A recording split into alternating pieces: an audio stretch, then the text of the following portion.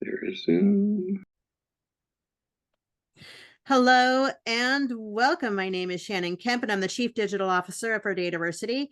We would like to thank you for joining today's Dataversity webinar, The Importance of Ethics in Data Governance. It is the latest installment in a monthly series called Data Ed Online with Dr. Peter Aiken. Just a couple of points to get us started.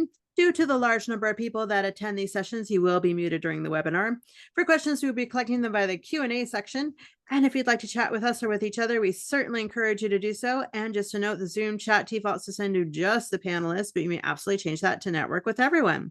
To open the Q&A or the chat panel, you can find those icons in the bottom middle of your screen for those features. And to answer the most commonly asked questions, as always, we will send a follow-up email to all registrants within 2 business days containing links to the slides. And yes, we are recording and will likewise send a link of the recording of the session as well as any additional information requested throughout the webinar. Now, let me introduce to you our speaker for today, Dr. Peter Aiken. Peter is an acknowledged data management authority and associate professor at Virginia Commonwealth University, president of DAMA International, and associate director of the MIT International Society of Chief Data Officers. For more than 35 years, Peter has learned from working with hundreds of data management practices in 30 countries, including some of the world's most important. Among his 13 books are many firsts, starting before Google, before data was big, and before data science. Peter has founded several organizations that helped more than 200 organizations leverage data-specific savings, which have been measured at more than 1.5 billion US dollars. His latest is Anything Awesome. And with that, let me turn everything over to Peter to get today's webinar started. Peter, hello and welcome. And hello and welcome to everybody. And Shannon, it was so good to see you out in California last week at our big conference. Sorry for those of you that missed it, but boy, did we have a exciting program. I want to start off today by acknowledging some contributions that my friend Karen Lopez helped co-develop some of this material with me. We've done this at conferences a couple times at events that Shannon runs and things. But our topic today, of course, is the importance of ethics in data governance. And just for starting off pieces here, 80% of the problems measured over the last 10 years in data, in organizations trying to do something better with data, in trying to improve their data operations, et cetera, et cetera. 80% of those are people and process problems. And as such, data governance is the only thing that you have in your organization that is focused on addressing the people and process problems. And because they are people and process related, ethics plays a huge role in them. So with that, let's take a look at our overview today. What we're going to do is look at some ethical lenses. There are 6 ethical lenses that we look at governance and ethics in general with on this. We'll go through those. Then we'll look at why governance has a specific focus on ethics. And it's just the kind of thing that you simply cannot enjoy. We'll look at some frameworks for ethical decision making, and then a roadmap for data ethics, which I think is a really good way to sort of follow the right path for those of you that are just getting started on this. I'll give you a couple of examples of this, and then we'll sum up and come up with some Q&A at the end of this, about an hour from now. So sit back, as Shannon says, get comfortable, and either that or hopefully you're out walking the dog or whatever else it is that you do during these things. Let's dive in with these ethical lenses. And many times when you're looking at data pieces and ethics in particular, it seems as if there is no correct path that you can go through. And part of the reason for that is because we talk oftentimes about so many of the challenges that are there. But the idea isn't that there's a bunch of blocks and that you can't do this and that you can't do that, but instead that there are ways of working through this. And again, your data governance group, it's really the only area in the organization that's going to focus on this. And I said at the beginning, it's the 80% of the problems that people encounter with. We've just measured this over time. It's very good research that shows that this is the case. But of course, now we're in the area of AI. And with AI, it's even more important, because if you're doing things with data, there's a tendency to cut corners, because the venture capitalists of the world have promised the world, and their shareholders in particular, that they're going to achieve $2 or $3 trillion more value out of AI. And that pushes people like yourselves to have to be the delivery arm of that promise. And it's not easy, and the temptation is oftentimes to cut corners, to try to do things unethically. So let's start off with a definition of ethics, which refers to standards and practices, and saying how we ought to act in situations that we find ourselves as human beings. So ethics gives us also the idea of one's character. If you have an unethical person or somebody who's been labeled an unethical person, you will find they have a more difficult time finding collaboration opportunities in there. But you can't just do it based on your own set of skills. You have to build knowledge, skills, and habits in order to do this. Ethics is, in fact, so ingrained in people that Buzz Aldrin, if you remember his name from the space travel, filled out a travel voucher to go to the moon. And I've blown up the little part here you see in red. He leaves from Houston, Texas. He's going to be going based on government air, which includes a spaceship. Um, so he's going to go to from Cape Kennedy to the moon, to the Pacific Ocean, to Hawaii, and then back to Houston, Texas.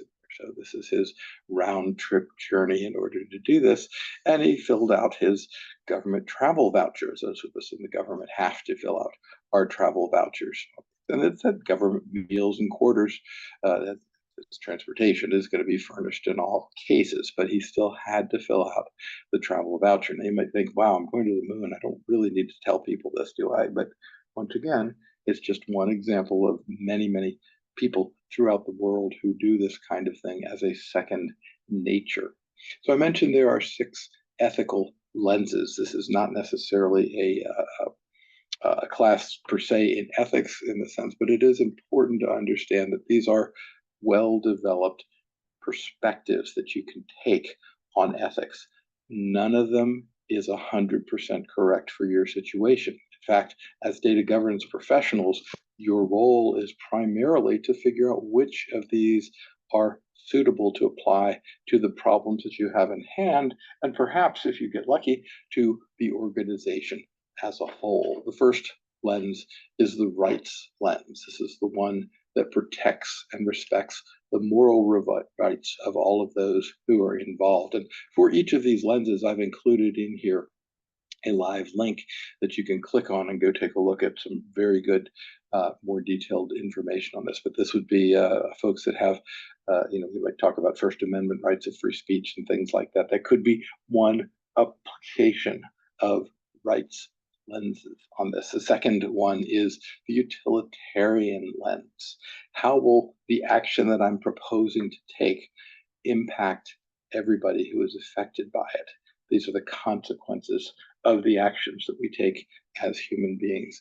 And when we talk about this from the impact on this, we're really talking about it in the future. It's not the kind of thing that you should look at with retrospect, because, of course, then the consequences can and oftentimes are quite obvious and oftentimes unexpected as well. So this is a forward thinking process of looking at these 6 lenses. Justice. So it's the idea that every person should be given their due. And again, an eye for an eye might be one way of looking at something for a justice lens. Of course, if you do this from an eye for an eye perspective, you'll end up with fewer people with eyes. And that may not actually be the benefit of society all the way around. There's a virtue lens, the idea that virtues provide for the development of humanity, and that everybody who is virtuous should oftentimes also be ethical as well. That's 4 so far. Let's go to the 5th one, common good. The idea that there is a common good. Life in the community is a good, and all of these things should contribute to our own perspectives in this area. So looking at it perhaps from a neighborhood or a state or city-wide perspective, or a company-wide, organization-wide perspective on this. And the last one is the care, which is the idea that we need to have ethical care rooted in relationships and respond to individuals rather just following rules or calculating utilities. Now, as I said before, these are 6 perspectives that you should consider as you're looking at things, because an important aspect of this is that most organizations do not provide you any guidance in this area. And when you have no guidance, you're going to make yourselves up one. Well, we don't want you to do it out of whole cloth. Look at these as the starting place for understanding all of these, because these ethical lenses then relate to how society does things. And again, they are sort of dimensions of the information age. You have information or data rights and obligations. Again, the idea that you should be able to get your news from an unadulterated source, or that your information that you're looking at when you're participating in a ritual that we call voting in society, that you've gotten good information on that, or that you're dealing with somebody in a position of authority and they are not lying to you. These are uh, those type of aspects. There are property rights. Again, as a property owner, you have certain rights and responsibilities, whether it's the ownership of an item that you have in your possession, or whether it's an actual physical piece of property that you have. You will have, again, certain the ability to defend your castle is what they call it. I don't live in a castle, but you get the idea what's in there. This a dimension of accountability and control. And if things I'm doing in my castle, my house, my abode, my part of society are harmful to others, then that really does make me accountable. For example, I live on a 20-acre horse farm in rural Virginia. Those of you that know this, it's a wonderful place to live. But if my horses wandered about the neighborhood and ate other people's vegetable gardens and made messes in their yard, that would not be a very accountable situation here. So, of course, I have a fence around my pasture here in order to take care of it. We talk about system quality, and we're really talking system in the largest sense here. So the picture that's illustrated is a system of building some type of a dwelling or building in society here. So it's not the actual technical system, although those are important as well, but it's really how the system functions as a general rule. For example, just a quick note, if you've ever been driving a car in the city of Cairo, Egypt, their system of giving tickets there is that if you do something bad, the policeman writes down your license plate number on a pad of paper, and then they turn them in at the end of their shift. And at next time you go to get your license renewed, they will also hand you a bill for all of the traffic violations that you have accumulated in there. You can see how that might not be the highest quality system for enforcing traffic fines, but everybody just kind of sighs and pays the traffic fines that are there. So this gets to a larger fifth dimension here, which is the quality of life. And at least in the city of Cairo, Egypt, which is a wonderful city, I encourage you to visit it at some point. And it has a great quality of life overall, but the aspects that you have to pay attention to from a driving perspective are really quite interesting. Now, next, I'm going to show you a bit of a little snippet. It's about 2 minutes long here of a famous moral dilemma, famous ethical problem here. And the ethical problem, this is produced by the BBC, and they did a great job of it. But it runs through a little scenario here. So I'm going to narrate it out loud as we go along. So let's start.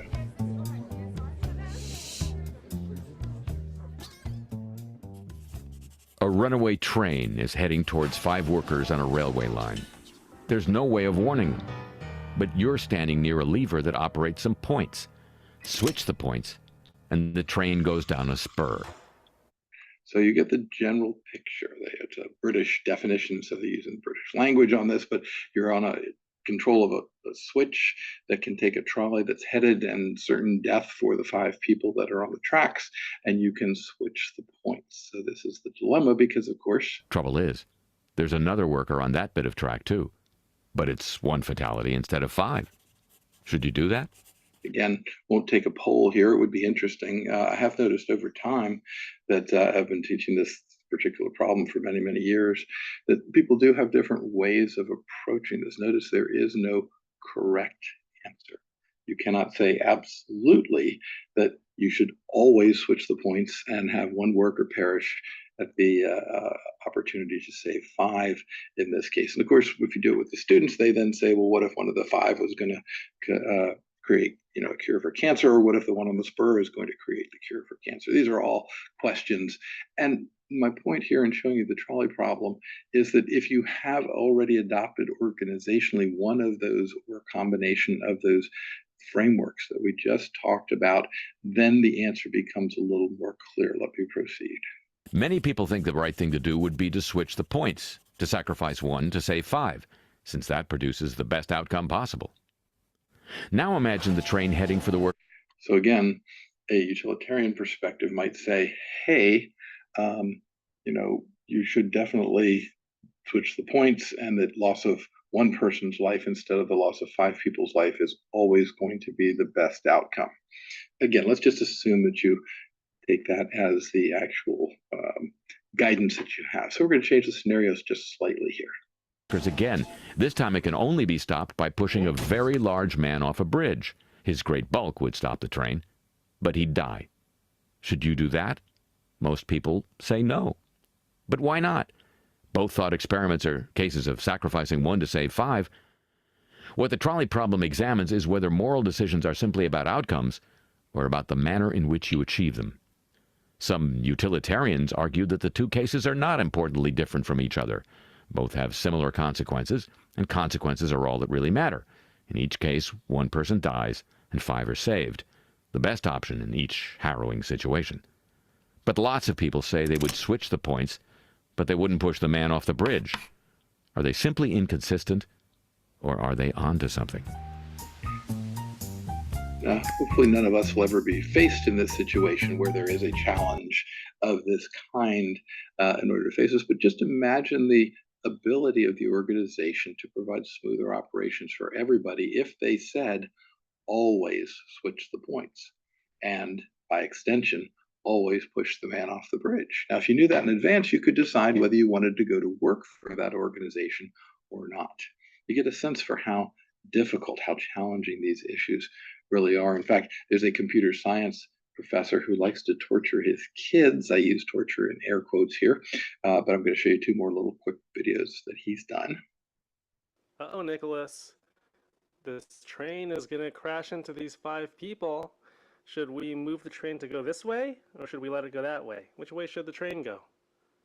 First, Nicholas picks up the 6th person, puts it on the track with the other 5, and then stereotypically drives the train over all 6 of the people, right? So that's the 2-year-old, right? The sister has a slightly different approach. Uh-oh, Nora. This train is going to crash into these 5 people. Should we move the train to go this way, or should we let the train go that way? Which way should the train go? That way. Nora picks this direction.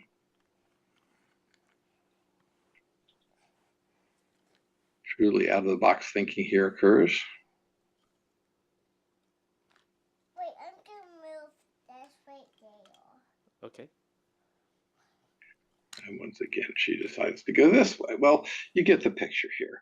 If an organization allowed you to do this, it would be great, but there aren't easy answers in here. However, as data governance professionals, if you provide guidance with this and adopt 1 or more of these 6 ethical lenses in your data governance activities, you will have a better chance of coming up with a fruitful discussion. Once again, it's not the case that we can do the 2 children options there. Again, one of them is clearly less satisfactory than the other. But data scientists are generally not taught anything. Now, I've been teaching in a business school for well over 30 years, and oftentimes my lectures on ethics are the only ones that students get as part of their education. I think that's a shame, and I prefer we could do something about that. But I can assure you that most data scientists are not looking at these issues either, which means you're going to be the ones who are going to introduce them to them. So ethics in general are not the same as feelings. They don't count as religion. It's not the same thing as following the law. It's not following culture norms, and it's definitely not science. But you do end up with things like Google's focus here. This is their statement around how they use AI, and they have a very good set of standards that they statements that they have put up to here to talk about within this. But once again, the question of whether they follow them or not has been raised in the public sphere. We're not going to address it here. Instead, we're going to talk about data ethics as a concept, which is how organizations gather, protect, and use data in their operations. It focuses on these moral obligations about collecting and disseminating information, and evaluates problems related to data in order to formulate and support morally good solutions, evaluating practices with the potential to adversely affect people and society. And the most important part of this is that if you don't consider it, you're probably not even going to think of it. And things will happen, and you don't want to react. You want to do this as a proactive process. So it's the moral obligations for gathering, protecting, and using information and how it affects individuals. We talk here about personally identifiable, but it's really information of all different types that occur in here. There's a number of real world ones. For example, if you use information technology to reduce the size of the workforce, something that's happening with our federal government right now in the United States, using voice recognition software and in fact capturing the voice of somebody and then repurposing it so that you can make a deep fake out of it, monitoring worker activities using the computer, whether it's by video. My car watches me to make sure that my eyes are on the road and that I'm not falling asleep. I consider that generally a help. But on the other hand, you can see there might be some adverse consequences to that as well. Facebook or other social media sites selling your data to advertisers, or maybe better still, to people who are interested in achieving a political outcome. So the basic perspectives there then allow us to look at data governance. And within data governance, we are going to run into situations where some of you may or may not already belong to organizations that have professional codes of conduct. I've got one as an example here on the left. They tend to be promulgated by professional associations. In there, again, DAMA International, I'm the president of DAMA, and everybody who joins DAMA signs a DAMA code of ethics around this.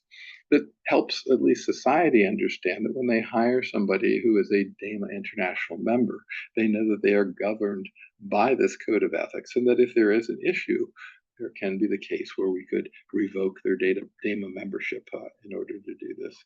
There are oftentimes real world ethical dilemmas, and we'll get to a couple of those in the second half of the program here. But where do we actually end up with it? It's a series of interests that are pitted against another. Certainly, the company wants to maximize productivity of workers, but at the same time does not want to unnecessarily impede in worker activities in a way that's there. Again, my car watching me while I drive is a perfectly fine example of that. But my car, for example, reporting to everybody else in the rest of the world each and every stop that I make, or perhaps each minor traffic infraction that I might commit on a time-to-time basis, might be a bridge too far. I'm also a member of something called the Association of Computing Machinery. And once again, as part of this ethical code, one of my first duties is to avoid harm. These are simple. You can read them over here. I'm not going to read them all the way through for you. As a professional in this association, I have a duty to achieve high quality in both the processes and the products of my work, and to ensure that the public good is a central concern during all professional computing work. So as I said, it's very likely in the near future that some of you bound by codes of ethics are going to be asked to sign employment agreements that may conflict with those codes of ethics. And it will be an interesting discussion and really sort of battle, if you will, to see who's going to win. Will the code of ethics overcome? So in other words, people who say, I'm going to hire you because you're a DAMA member, and I know that you'll behave in a certain ethical manner on this, or is I don't care what you say as a profession. If you want to work here and get this job, you're going to have to sign this agreement, which says you're always going to push the guy off the bridge. Again, could be as basic as that. It's probably not going to be as subtle as that, but nevertheless, it's going to be a challenge. I've written some on this already. There's just an example that you can download at your leisure on there. This gets us to what I love to come back to from time to time, Maslow's hierarchy of needs, which is the idea that we have sociological, physical needs that we are food, clothing, and shelter needs that are unmet, we're never going to be safe. This is a necessary prerequisite to actually being safe. If we are never safe, we are never going to be able to have what we call love and belonging, being part of something that is larger than ourselves. And if we're never part of something that's larger than ourselves, it's kind of hard to know where we start and everybody else begins. So we have a issue with esteem. Again, feeling good.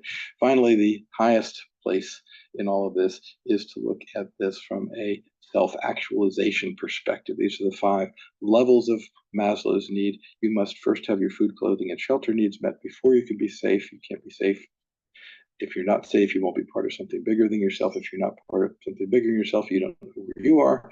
And if you don't have self-esteem, you can't work at the self-actualization level. The TED people hijacked this term a couple of years ago, and they call it flow. Flow is a nice term. It doesn't really it describes what you are in, but it doesn't require these things to be present before you get there. And Maslow correctly, I think, identified these necessary but insufficient prerequisites to getting to that state of self-actualization. Well, that pyramid works out really well from a digital civics perspective here as well. And I've written on this in the data literacy book if you have an interest in diving further into it. But when we look at these levels here, there are 2.5 billion people in the world who are connected to the internet with a mobile device of one sort or another. That's the lowest level. In there, they need also then to have a idea that they are not necessarily adults, but a subset of them, 1.5 billion, are adults. Therefore, they have additional roles and responsibilities. Just as adults, we are more responsible than we are as non-adults in there. Then we get to the knowledge workers. There are about 1 billion knowledge workers in the world here. And this is something where I said the effects come into play to the tension that I was describing before. I talk about level 4 as being teachers. They need to have this kind of a level in order to really understand it. And our data profession should really have a level 5 here. So again, just like Maslow's hierarchy of needs, these are necessary but insufficient prerequisites. And if we look at them in whole, we know that the things that are in the lower half here, levels 1 and 2, are out of our control. These are things that we can put societal pressure on people, but we can't force. There's no law that says your child must be literate and ethical in order to use a mobile device connected to the internet. But we can control the ones that are at this top set of levels here. And in particular, all of these levels should be required of data science, information systems professionals, computer scientists, cyber professionals, etc., etc. Now, the reason for this is because most organizations are driven by ROI, and most people think ROI is a really good driver for this, but actually ROI in our world is risk of incarceration. Very big challenge around this. There aren't a lot of people getting locked up for lack of data governance right at the moment, but Citibank has a very public oopsie back in 2020 where they had to pay out of pocket $400 million in cash because of lack of or ineffective data governance and internal controls in this particular area. Now, an obvious answer to your organization is, would you rather pay $400 million to the government or invest $400 million in your data governance process? A set of unintended consequences here, in addition to that, were that the Citibank is required to seek the Office of the Comptroller of the Currencies non-objection before making any acquisitions.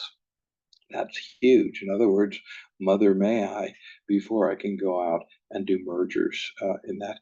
And that the action is not solely contained in this action from the Comptroller of the Currency. The Federal Reserve Board took separate but related actions against Citibank here as well.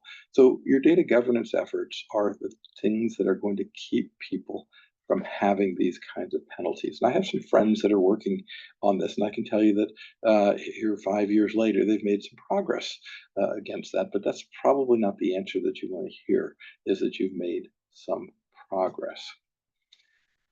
There are some frameworks for this. Again, I have a little graphic there. I'm not really sure what that was. I think I asked AI to produce one for me, and it kind of came up with that. But again, the framework's pretty straightforward. What are the ethical issues? Could this decision be damaging to someone or unevenly beneficial to certain people?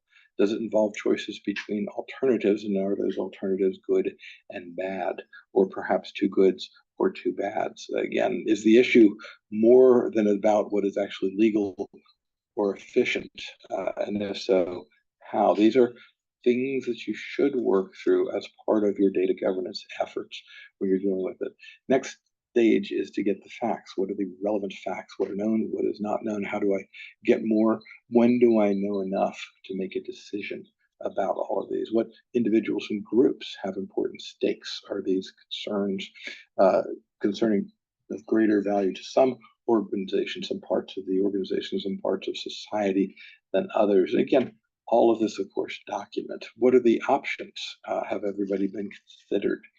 Have you tried to be creative about coming up with the alternatives? And sometimes the creativity involves asking AI, which is a really very viable option in today's environment. It's not necessarily going to give you the right answer, but it will give you more answers from which you can evaluate, because that's, of course, the next step. Evaluate the options. Which option is best for all of those? Or justice lens. Again, you can see these are the different lenses that you can look through. Those are the 6 that we talked about before in there. If your organization says we will always operate on a care ethics lens, your answer is made. Now, you may be able to point out some challenges associated with taking a narrow approach to data ethics, but nevertheless, it is still at least easier when the answer is given to you in that. Then choose an option and don't implement it, just like we do with everything in life. Prototype it. See what happens to do it. If I was to stand up in front of a group of people and say, hey, I took this option, would I be considered? Would I feel good about the fact that I had done this? I watched a gentleman at one point in time who worked for one of the large companies say, yep, we can figure out whether women are pregnant by what they buy.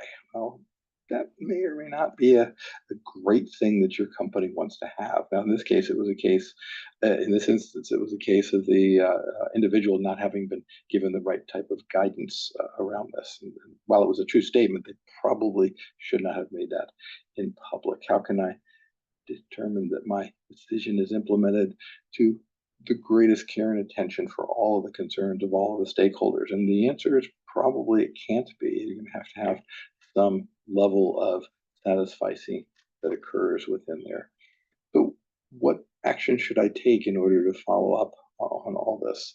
Again, good focus here, a very nice framework for doing this. Another tool that I've found extremely helpful in this area is something that the Open Data Group has put together called the Data Ethics Canvas.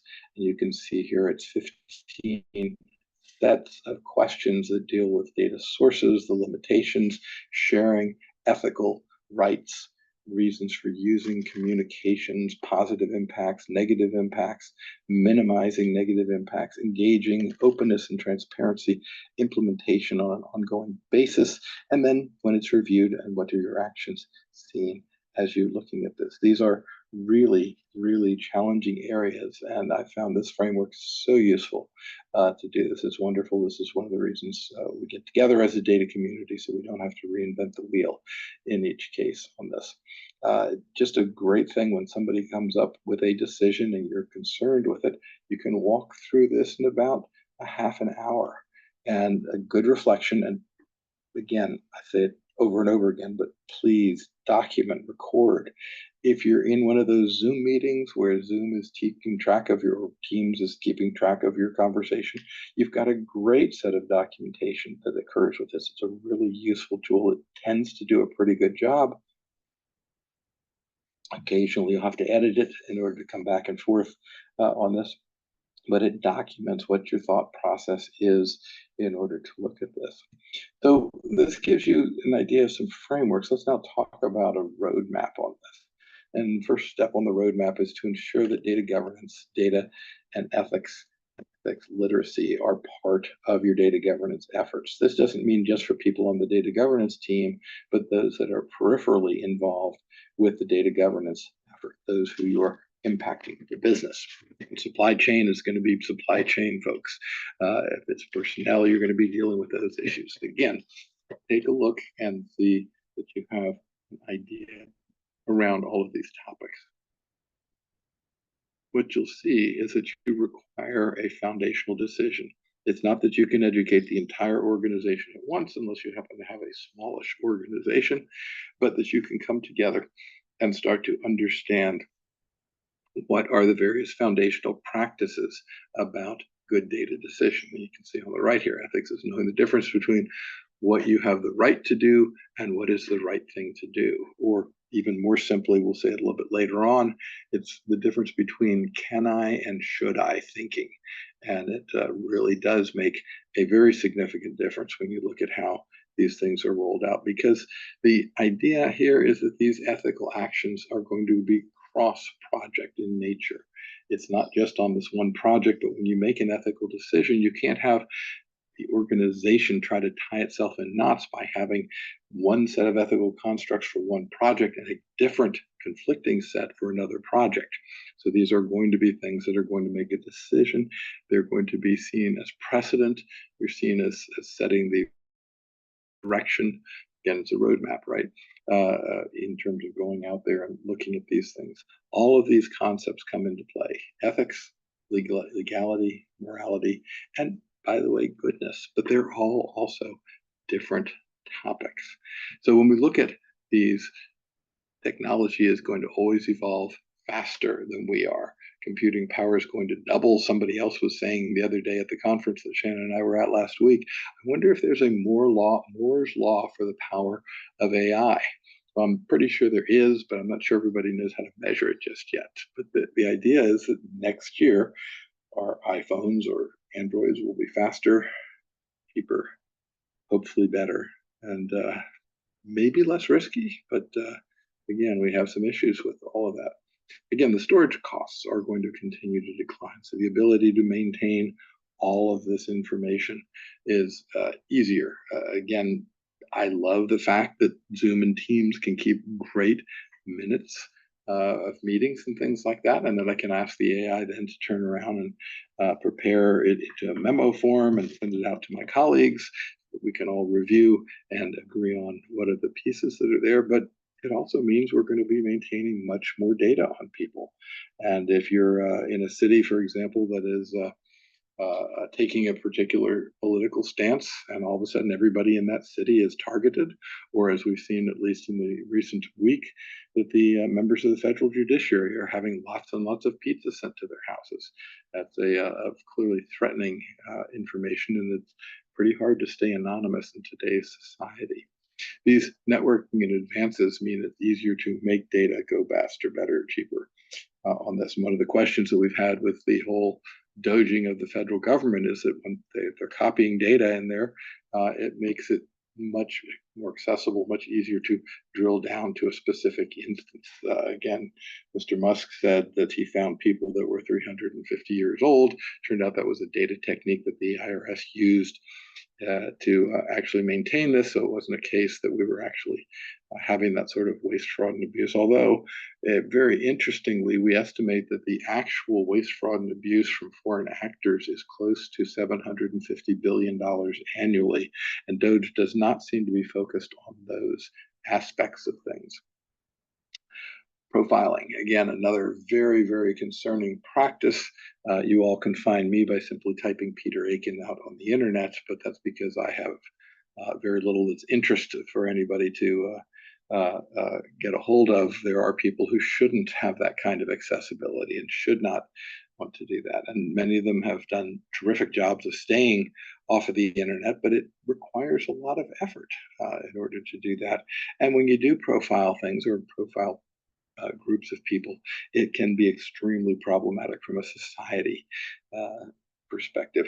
I love the term NORA, non-obvious relationship awareness. The idea that, again, you put my data out there and combine it with the data for all the professors that are in the world. I'll probably come up with that. And then you do another combination of that and look at the ones that are non-obvious relationships that happen to play musical instruments. And I might come up with that one there. I'm not sure what that would give you in terms of it, other than I occasionally make music and have fun with it. But beyond that, it's there, but there are also just as many insidious combinations that you can go to as well. And mobile device growth, again, tracking of individual cell phones. We're also starting to see a very large increase in the cell phone monitoring as people come in to the country from overseas. There is a legally allowed practice for the Customs Border Patrol people to take a look at your phone on the way in. And if they take a look at your phone and look casually through your phone and see that you have information, for example, that they would consider to be, and again, it's a really not much guidelines, but they would consider to be potentially problematic, you can get bumped up to that next level of a forensic search of your device, which, again, if you haven't had to go through one of those, it can be a very, very painful and damaging process. Not necessarily that you have anything bad on your phone, but that the implementation of it is done by individuals who are not well trained for the large part, and they are doing silly things like scanning for keyword searches and things like that. And that can be very problematic with it's in the hands of people who are not, in fact, data literate around this. The next part of the roadmap is tell stories about these. Now, if you have stories in your organization, keep those stories in your organization, but still tell them and tell them again and tell them again. I had a wonderful experience last week working with my colleague John Ladley. We both have stories that we've told certain organizations so much that they'll come back with us. And if either of us opens our mouth and starts to tell them again about a story, they'll go, Peter, are you going to tell me the chocolate story again? And that's really where you know you've succeeded. Because once you understand the metrics of the chocolate story involve not 5 million pounds as in currency, but 5 million pounds as in weight of chocolate, that there's a huge story that's behind that. And that was measured to the point where people were unable to get the chocolate to the people who wanted to buy it during the time when people like to buy lots of chocolate. You can put the rest of the story together from there as well. This was not a compliance or an enforcement activity, but nevertheless it is. You can be sure within Citibank that there are issues that are in there. I'll tell you a quick story on Barclays. Barclays was part of the 2007 crash. They took over a bank that was less well structured than theirs, and they ended up having to buy more assets than they had originally planned because an associate had very poor guidance governance around the use of spreadsheets. So they had taken the spreadsheet and they had said, well, if the things we're not going to buy, we'll hide it. We'll hide the row in the spreadsheet. And they gave it to a junior associate and said, format that so we can show it to the judge tomorrow. And the junior associate formatted it, but in the process, he unhid all the rows. I say it was he, I have no idea who actually got blamed for that one. But when the judge got this piece back and all the rows were unhid and everyone, oh, no, we didn't mean to do that. The judge said, I'm sorry, that's the way it is. You have to do it this way because that is what the law said. So again, very significant efforts in Barclays Bank around spreadsheet usage because they got burned once. Reporting up is the idea that, of course, no matter what happens where you are, you can't simply say, well, somebody advised me to do it. The buck does stop somewhere going up. It also goes down. So again, whether you're bottom up or top down, there are going to be issues around all of this. And finally, we get to the idea of somebody may have told friends and family, or it may impact on friends and family. Now, there's a number of things that will suppress ethical data actions around here: time, lack of resources, ignorance. Again, ignorance is not that you're a dumb person, it's just you have not had the background in order to do this. Fatigue affects all of us on a regular basis. I certainly make more mistakes at the end of the week after 6 or so plane rides than I do at the beginning of the week, where I'm a little bit pressure. External influences. Come on, Peter. Surely you can let this one slide, right? Let's go all the way to crime. I already mentioned the $700 billion annually that seems to be occurring in the United States around this. There are a whole series of threats. Somebody saying, do this or I will. And again, it's the idea that we have, perhaps family back in another country and that they are susceptible to the local law enforcement that are there. There are poorly planned rewards. Too often we set our reward systems up so that somebody is in fact actually rewarding activity rather than value. Badly planned metrics can be just as bad on this. Again, how many phone calls did you make does not necessarily translate into sales that are there. Ego, big challenge around all of these things. Yes, there's a class of people who are simply bored and have nothing better to do than go out and work on this. And lastly, of course, financial pressures. Just some of the many things that tend to suppress ethical actions. Luckily, a lot of these are things that are also considered illegal, immoral, and fattening, and are looked at by the HR group, but again, needs to go way, way beyond them. Formally incorporating ethical reviews and correction at all phases of your project. So once again, if data governance doesn't do it, it's probably not going to get done. So we need to make sure that we have everybody that's involved looking at what's happening here when we start to discover, look at the intentions. What is it that people are trying to do? And let's test those intentions. Oh, yeah, we're just going to look and see if we can move this plate, connect these two pieces. Again, we'll go for a NOR, a non-obvious relationship that's there. Design phase, are we compliant? Are we making this in a way that's not going to trip up either the organizational values that we've told everybody to do, or if those don't exist, probably at least laws, and maybe we find it easier if we did have those. There's going to be legal components that go into it as well. When we start to test things, the best way to test things is to have a group of people in here who are really good at extreme cases and trying to do things that are crazy, out of the box types of activities. We talk about safeguards that are met. Once again, AI is not a bad place to go to say, what would be some things that would give me very good testing results on this? And try to really push the boundaries of where people look at on these things. So again, safeguards that are developed. And finally, once we've implemented whatever it is we're implementing, there's a monitoring process. Are people doing things in the way in which we do this? It says software development on here. It's not strictly software development. It's any sort of development system that you're looking at on here. When we do end up with corrections, we do end up with something that works or doesn't work well, we want to go back and take a look at how things worked and do it in a non-blaming fashion. The best example I saw of this was a very large retailer that I was doing for at one point, and they had a case where their actual earnings were understated for a number of quarters by about 5%.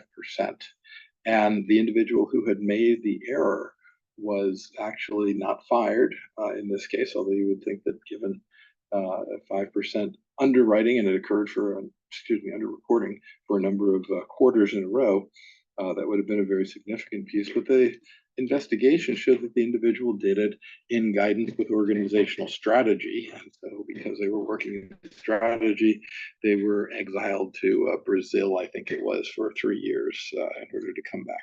But it was very much of a non-blaming situation. They took it as a teachable moment. Yes. That said, teachable moment has to include the ability for somebody to pull the stop cord, whether you're on the assembly line or on the trolley or whatever it is. You need to have some way for the organization to come in and say, whoa, individual focuses of conduct can guide individual pieces that organizations, while they may have an idea of what they'd like to do, it's the idea that anybody can actually say, whoa, I'm sorry, that's not going to work. Because once people realize that anybody can pull it, they're going to be more likely to do it themselves. Again, just imagine that you have the ability to really call it out, and that it's going to be done in a non-blaming manner. Now, the workplace agreements tend to guide workplace data ethical behavior. That said, some of them aren't very good and they need more guidance. So your organizational data governance group may in fact need to go out and look at creating some of these guidelines in order to do this. If you don't have them put in place like that, it's increasingly likely you will have a conflict, and it's not really a happy consequence in this case. The last thing you want to do in most cases is be out in front of the law, because then you get to spend all the money to get the thing all the way through the court case and find out whether you're right or not. And that's not a place where most people want to go. It's one of the reasons lawyers are by nature conservative around this. When you do encounter good examples of ethical behavior, reward it, especially when it impacts project plans. So many things about our data world are driven by other considerations. My favorite example of this at the moment is Salesforce.com, which has a really nice set of software. But their biggest challenge that they have out there is that people put Salesforce.com in and they move rubbish data into it. Now, it's not really an ethical concern unless you stretch or squint a little bit. And the idea is that you're really hurting Salesforce by putting it full of bad data, garbage in, garbage out. And when you have that sort of a situation occur, it really hurts both the Salesforce reputation. Again, it's something they really want to do. They want to get their software right. They believe in their software. It's good stuff. But if you're putting it up and you're meeting an arbitrary IT deadline that says it's got to be in by, let's just say June 1st, because we're in the month of May here, that's going to be a problem for it. There's probably really good ethical reasons to wait and make sure that the data that's in Salesforce is of at least as good quality as the data outside of Salesforce. And you could make the case that moving it into Salesforce gives you an opportunity to actually increase the quality of it. This talks about impacting organizational resources. Again, just very, very important that you take a look at it from that perspective.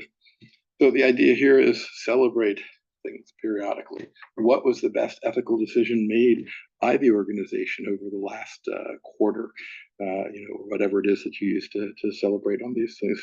And that when the deadlines do slip, as they will, because of course IT deadlines slip all the time, contrast that with the cost of legal or moral consequences that are in there.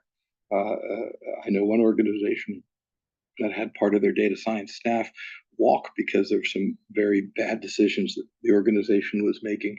And having those people just have to be re-recruited, much less the fact that they really were probably the best fit for the organization. It's not something that you want to have happen due to an unfortunate set of unforced errors that are involved in that. Finally, of course, the last part of the roadmap is to review and refine and see what's happened. This is how you build your stories. You'll notice from steps 1 to 7 here is, in fact, a very nice set of stories that go onto this. I'll give you a couple more in the way of examples here. We all know about ransomware. It's the actual number 3 big problem area out there where your organization gets hit. Well, in October of 2001, a group released thousands of files that were stolen from a UK jewelry store.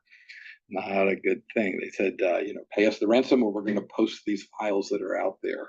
And within a couple of weeks, they actually posted an apology. And they said, we found that our sample data was not properly reviewed before uploading. In other words, they said they were going to release the data, and then they found out whose data it was. Turned out it was part of the Saudi royal family, and they were afraid that the Saudi royal family was going to come after them for doing this. So even though you're a criminal, sometimes the bad guys or the worse guys can find you in order to do this. So the question is, would you advise a criminal organization to adopt data governance? This is a great topic to bring up in your data governance group, just as a way of describing what's going on there. What advice would you give them given that? And maybe what wouldn't you tell them, perhaps, right? Second example is crypto, and crypto, of course, everybody's having lots of fun here.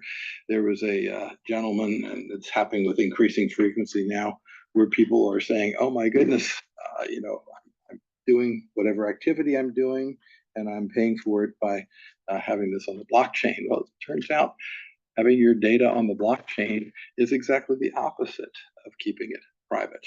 So when you go in front of the judge and say, "Hey, you can't get me on this. It's fruit from the poison tree," and they say, "Nope." Turns out there are no constitutional privacy interests in the information on the blockchain, and we've reverse engineered it in a number of ways so that we've been able to go through and we can now pinpoint transactions going into and out of various things. Again, it was originally supposed to be secret, but turns out to be actually very, very public. Another quick example here again, there's a contractor who's doing something in here, and one of the reasons you hire contractors is that you can blame them for things when things go wrong. And it turns out somebody finds out down this road that the contractor was not in fact responsible for it, but somebody else was. Should we go and respond to management and say, hey, I know you fired the contractor because they screwed something up, but it wasn't really the contractor, right? Well, again, these are all ethical data issues. And by the way, should you tell the contractor as well? It's nice for them to know that maybe they didn't screw up, although they may have thought that they did. One of the hardest parts around data ethics is the idea of thresholds. When I'm dealing with ethical issues, the first question that I have to get whoever is coming to me with the ethical issue past is, do you know and do you understand and do you want this to be a formal issue, or are you just vetting?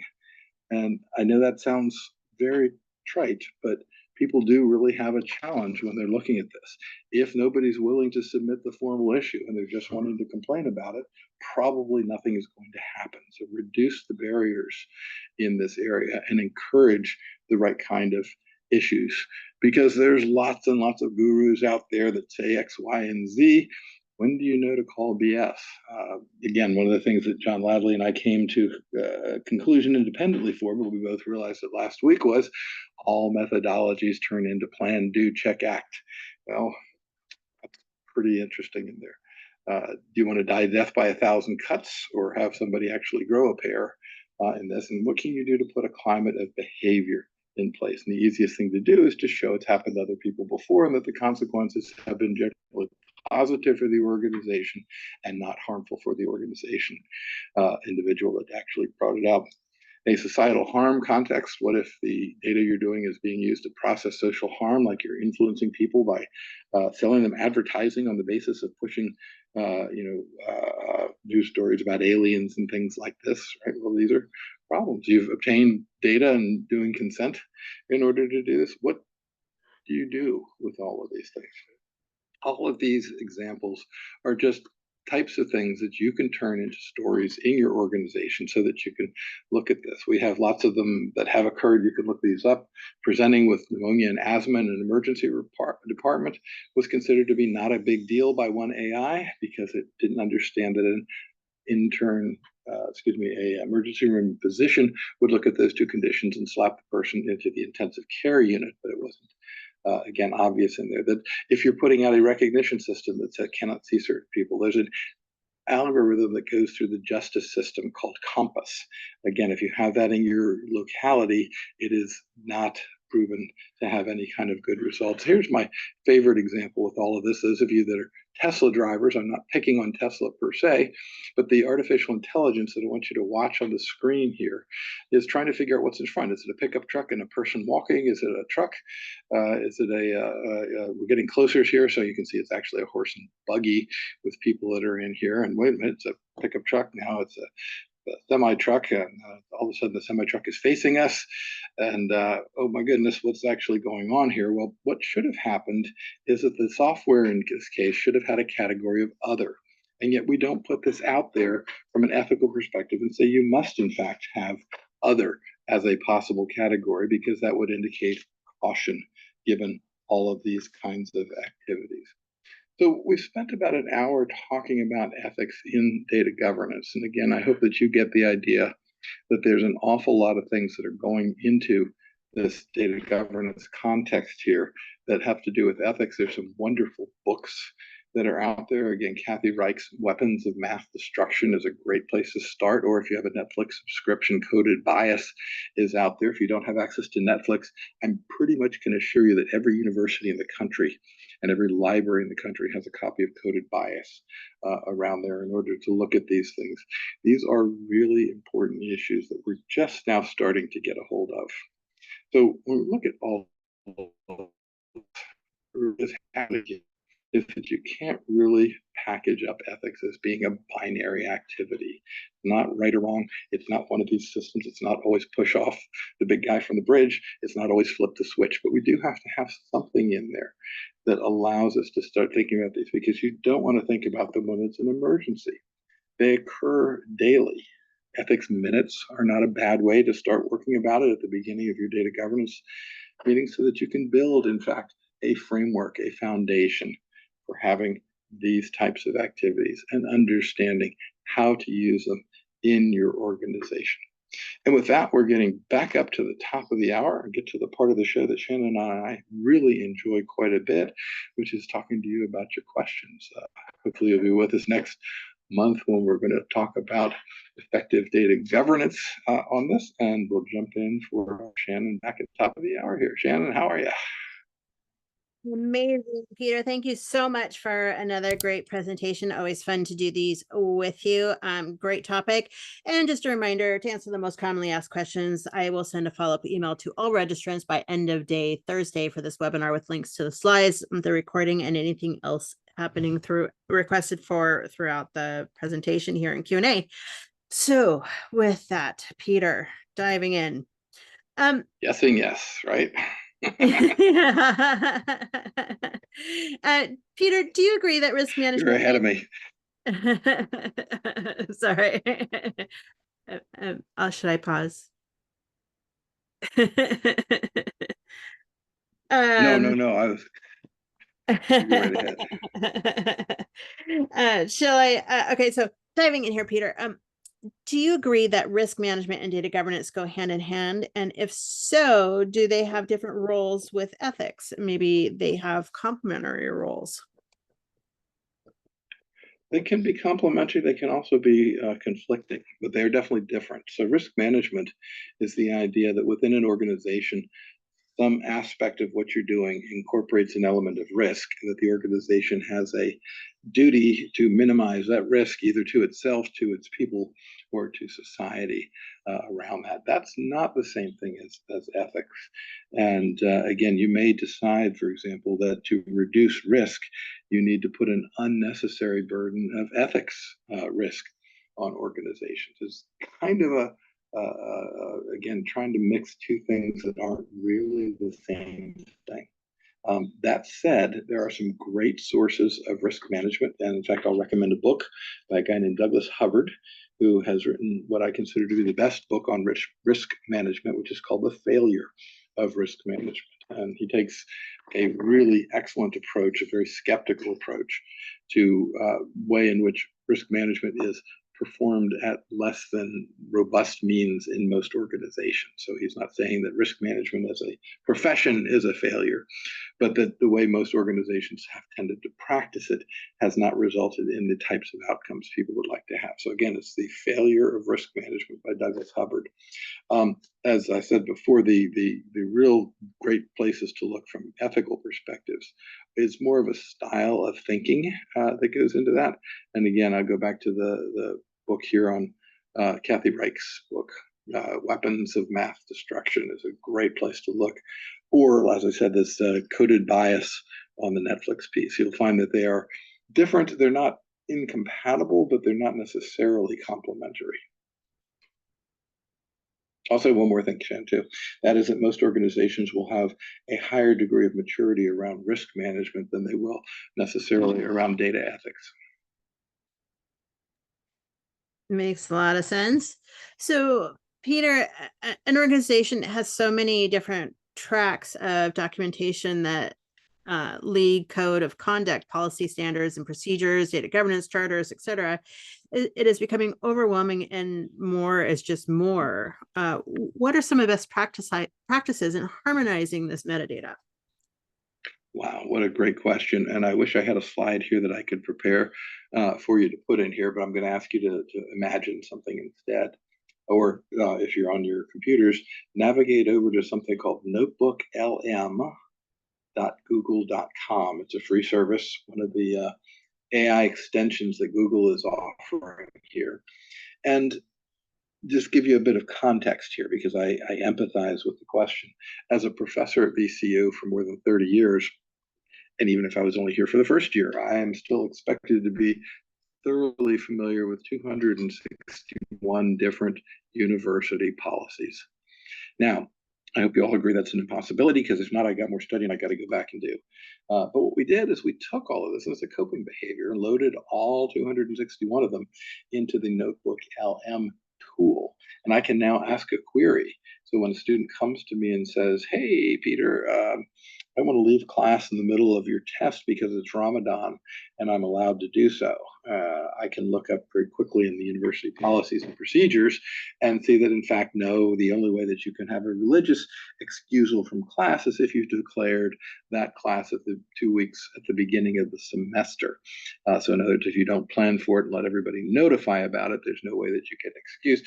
My point being, we absolutely are being inundated with way too many policies and procedures and things that we have to figure out, but that we can use these tools to start helping us understand guidance wise what's going on within the interaction of them. And it's a way in which AI has been extremely helpful to me and many others looking at these types of dilemmas and seeing how, in fact, they are helpful to us, how they can complement, and how sometimes they do, in fact, conflict. So one of the things, of course, we did with this was ask it to show us some policies that were in conflict, and we took that back to the lawyers and showed them how to use this. And I'm pretty sure we're going to get some revisions to those policies over time as the lawyers learn how to use these new tools and techniques that are out there. Really good question, though. Great question, and indeed a great use case of AI. Peter, during the framework process, how long should this take, and would it require an OCM to assist the process to ensure the best path is followed? I'm going to have to ask what an OCM is. Shannon, any idea? I'm guessing it's an operational change manager, but I would. Management could be. You Yeah. can Google it real quick in order to do that. So, real good question. In other words, it's one more thing we're asking. Oh, Carrie, she says it is. Yeah, that's exactly what it is. It is. Yeah. Great. Thanks, Carrie. Yeah. So when you look at something like this, it's yet one more thing we have to do. On the other hand, from a data governance perspective, again, if you haven't seen the articles that are out there by Laura Madsen and some of the others that say data governance is not working in its present context because it's too much focused on meetings and not actually the results of the meetings, which I think is a very shorthand way of describing Laura's reasonably articulate challenge to this. Yes, this is an aspect here that will require something in your organization to have a policy to produce. Again, you're welcome to take this one here. It's as good as any for a starting place. But once you've put it into that type of a context where it's recognized by the organization, it becomes much easier then for everybody to say, oh, so you can't just make up your mind and Shannon, give me an answer for this by 10 minutes after noon, which it is 3 minutes from now in your time, right? Not going to happen.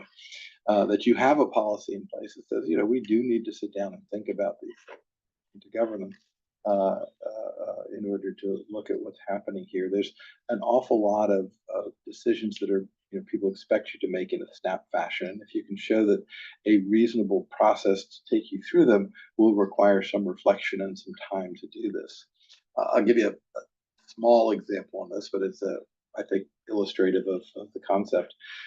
In the university community, we're always being challenged to deliver more with less. And we have, again, for some reason, we still don't teach classes in the summertime because apparently the students go back and work in the fields, right? That hasn't happened for at least 100 years, but nevertheless, we haven't managed to make summer school the same as fall and spring in the semester system.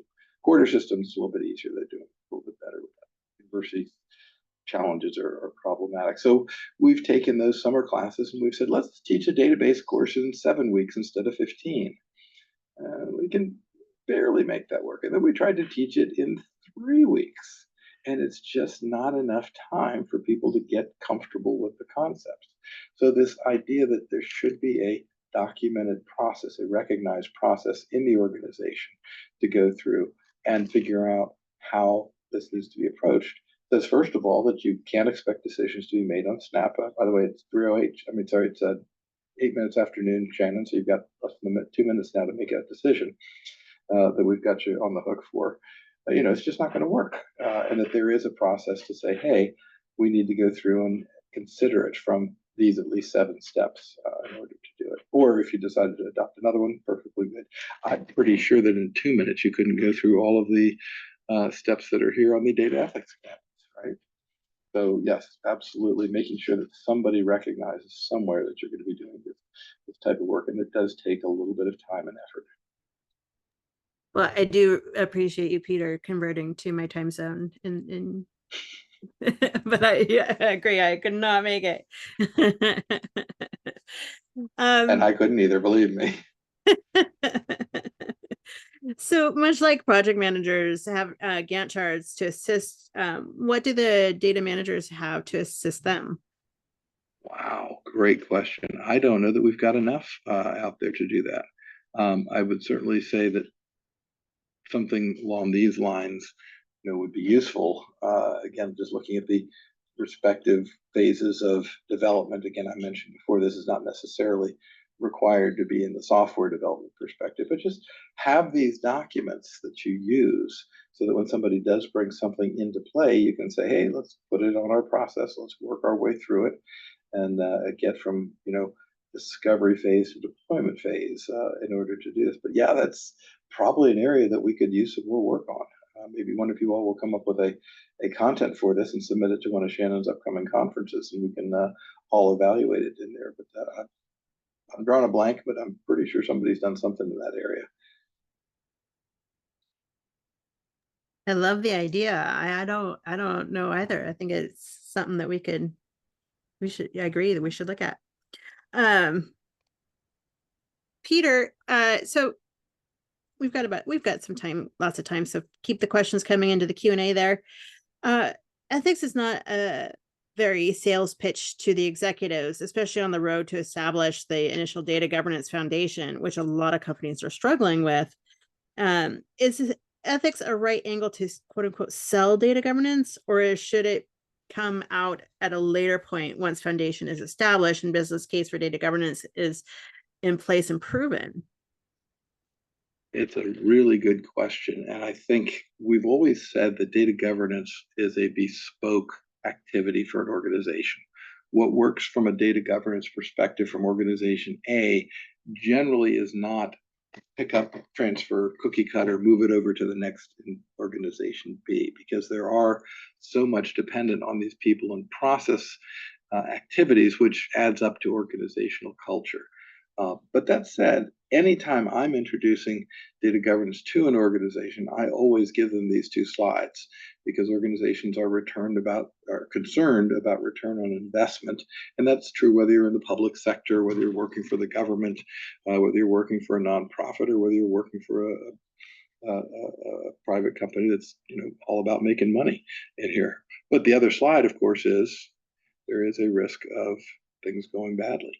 And in many organizations, there are lots and lots of, I gave you 6 examples earlier, where these things did not work out for organizations, and that people end up, with fines, incarceration, in good old Citibank here, right? They hate this particular example, but nevertheless, if you're a Citibank shareholder, you paid an awful lot of money because they failed to follow just what would consider to be routine general guidance at this point in time. Great question.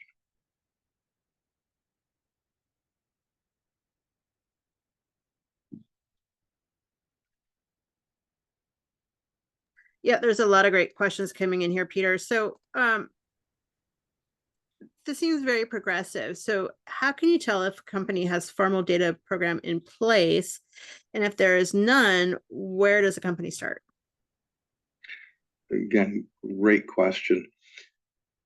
We're actually doing, this is again a piece of research that John Ladley and I are working on right at the moment, where we're going through the official 1K filings for organizations that are filed into something called the Edgar database. So there's a public company, you submit this public documentation, and we're trying to figure out what organizations have been saying about data. And it turns out that our preliminary results are showing that they're not saying much that's articulate. Occasionally, you'll see the word data driven or the phrase, that we are making data informed decision making and things like that. But there seems to be very little to back this up. And so the words are in themselves problematic. We're glad that they're using the word data that's in there, but we're not sure that they're actually seeing the kinds of things that are happening as a result from this. So we don't really have a good indication. I'm pretty sure, for example, that at some point in the future, just as organizations are required to have generally accepted accounting practices or principles that they follow.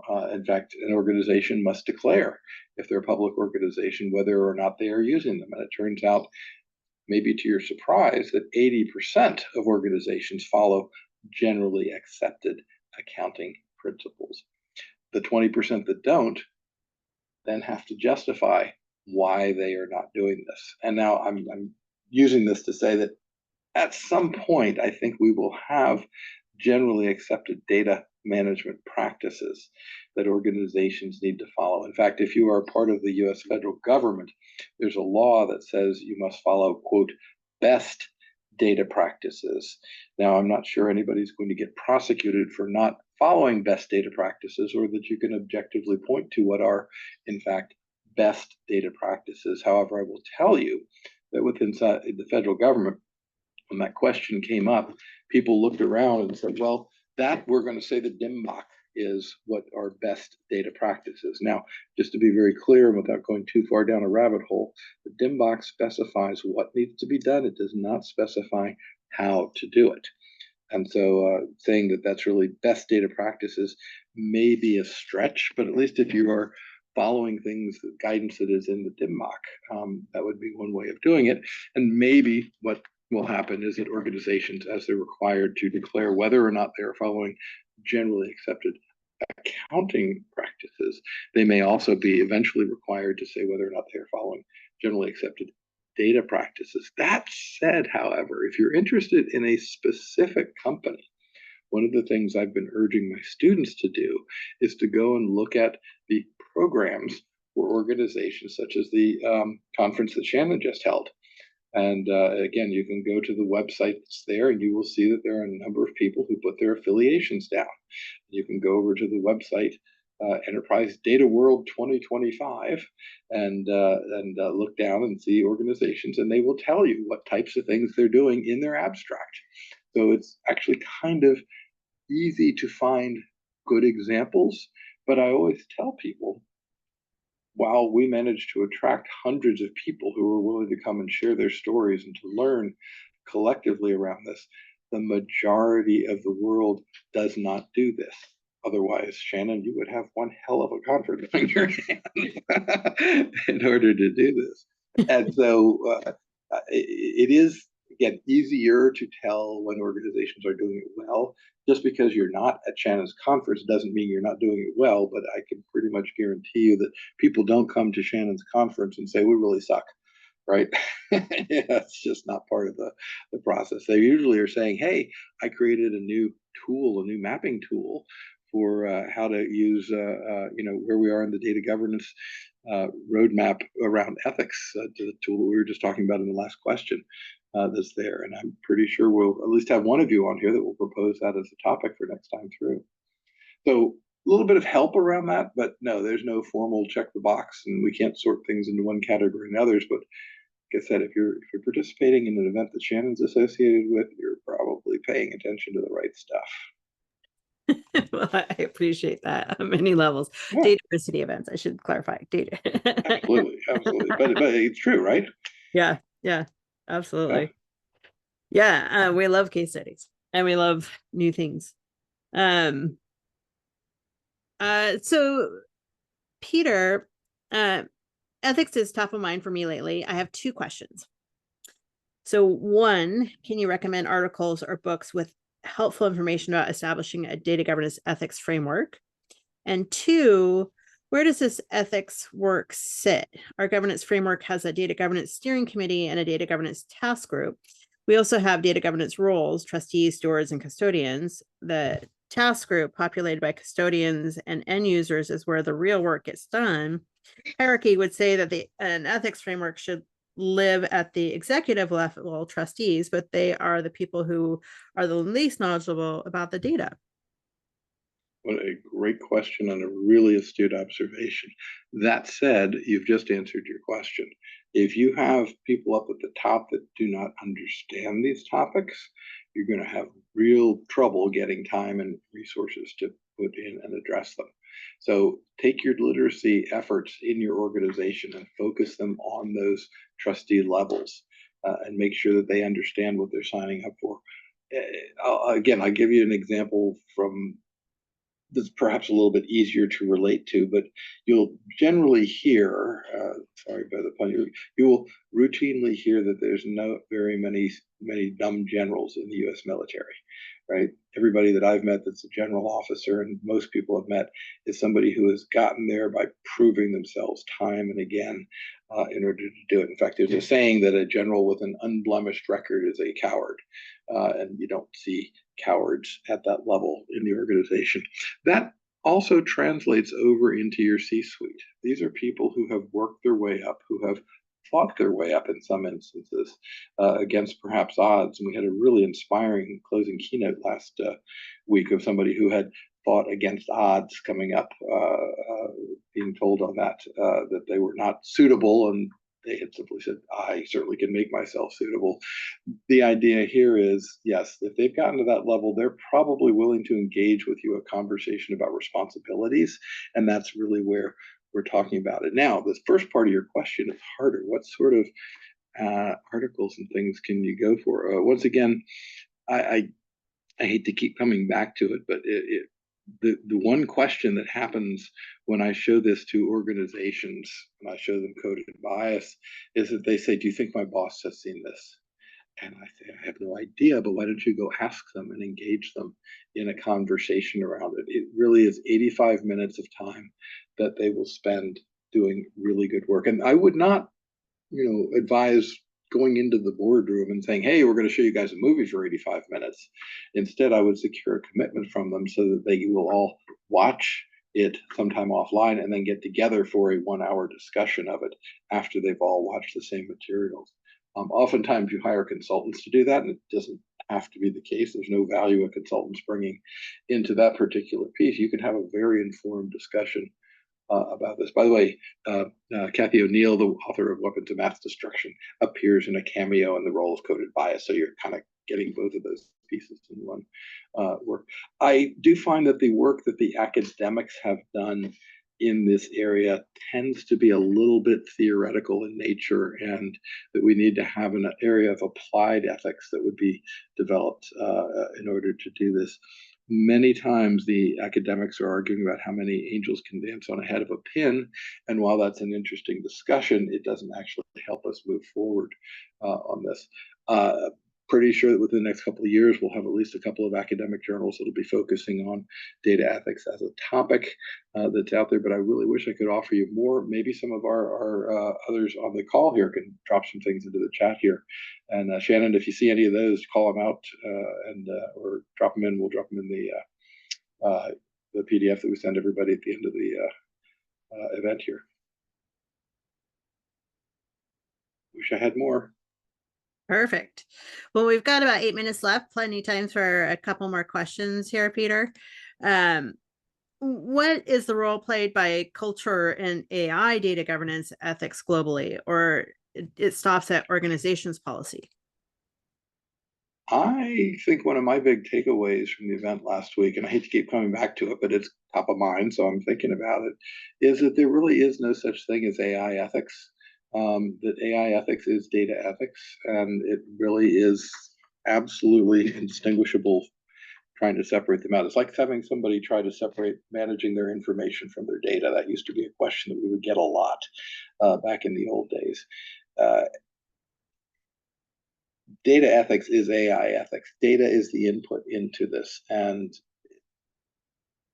there are only about 14 algorithms that are useful in AI in order to look at this. And so it's just not, I don't want to say it's not complicated, it's a hugely complicated area, but from a framework perspective, it's just not that complicated. So I see the idea of having a separate governance for AI as being completely missing the point. Data is used in organizations, and how your data is used, AI is one major use of data. It's not the only use, and that all of it should be treated at the data governance level rather than at the AI data governance level. I heard at least 3 different presentations on that. I came away convinced of it. Maybe the discussion's not over yet, but at least that's where I'm coming down on that part of the discussion. Again, really great question, though. So many good questions. Okay, so we've got about 5 minutes left. So, Peter, would data ethics take in consideration regulations like EFC, European Framework Convention for data centers to help reduce data storage and prioritize data deletion and minimization? And contrast that with lawyers who say you must retain it for 7 years or whatever the result is. Yeah, really, really good question. And interestingly, the number one technology issue bugging CEOs worldwide today is the size of their cloud bill. So that actually works out pretty well when you consider that most of these data farms out there are storing tons and tons of data that falls into the category of data rot. Now, data rot is an acronym that stands for data that is redundant, obsolete, or trivial. And if organizations would do a better job of managing their data in general, it would be easier to apply ethics to, and it would also result in a significant decrease in their cloud storage bill and their data storage in general. So it's a great cascading question that said if we manage our data better, we can figure out what stuff we need to have and how long we have to keep it in place. But if we don't do that at all, we end up doing what everybody typically does, which is forklift the data onto the cloud and let Amazon pay the bill. And boy, is that an expensive proposition, not just from your corporate perspective, but also, as the questioner noted, from a societal perspective. Do we, in fact, need to have all that stuff as data storage, or could we replace some of that data storage with some computational facilities and make the footprint of AI less from a green perspective as well? Really, really good observation.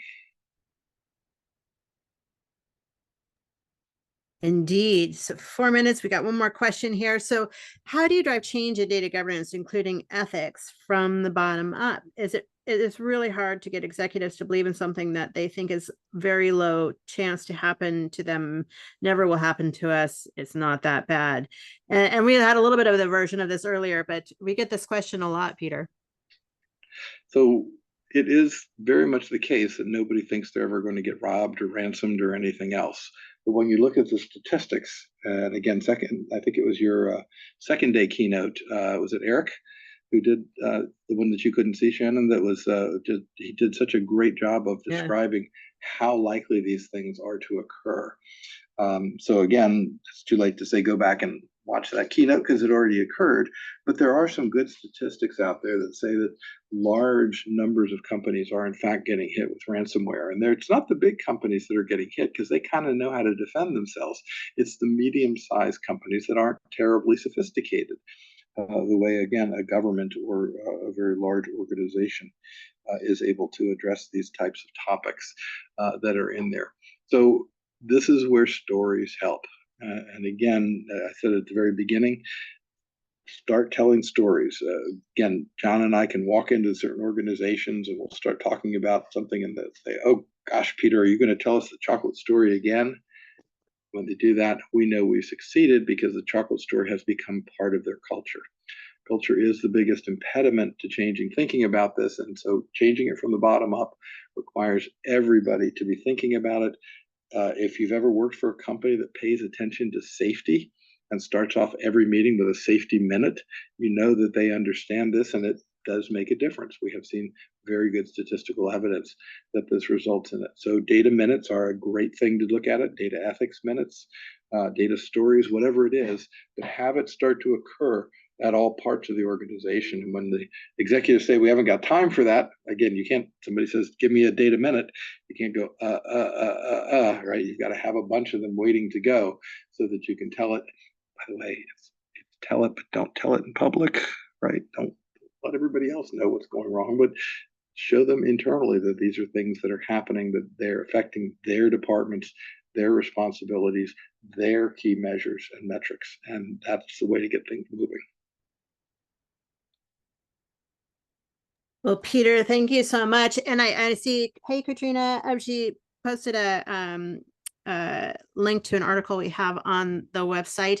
And you mentioned so many times the conference keynotes, and actually, if you get a subscription to the Dataversity Essential a subscription, the training center, you can have access to all those conference keynote talks. They were so worthwhile this time. Again, sometimes So, I know. they come up, but I just came away blown away. Really, really amazing people. Yeah, and you were the moderator for the closing keynote. It was so good. Yeah. Now that job's easy. You just have somebody who tells a great story, right? Chandra was wonderful. Yeah, and if you upgrade, you can have access to Katrina's data ethics learning plan too. It's amazing, and we'll talk about her stuff coming up. But Peter, thank you so much. A pleasure as always. I really appreciate it. It was so much fun seeing you last week. Like I said, it was a rare opportunity to see you a full week, and glad that we had the chance to meet up and hang out, and for all those who are also in attendance. Great to see everybody. And Shannon, if you'll put that link to the thing, not just in the link there, but if you send it to me, I'll make sure it gets into the end of this presentation here so that everybody else can share it as well. Yeah, absolutely. Thank you so much. And thanks to all of our attendees for this webinar, for being so engaged in everything we do, but that is all the time. So just a reminder, I will send a follow-up email to this webinar by end of day Thursday with links to the slides, recording, and all the additional fun stuff that has been promoted and asked for. Thanks, y'all. I hope you have a great day. Thanks, everybody. You bet. Take care.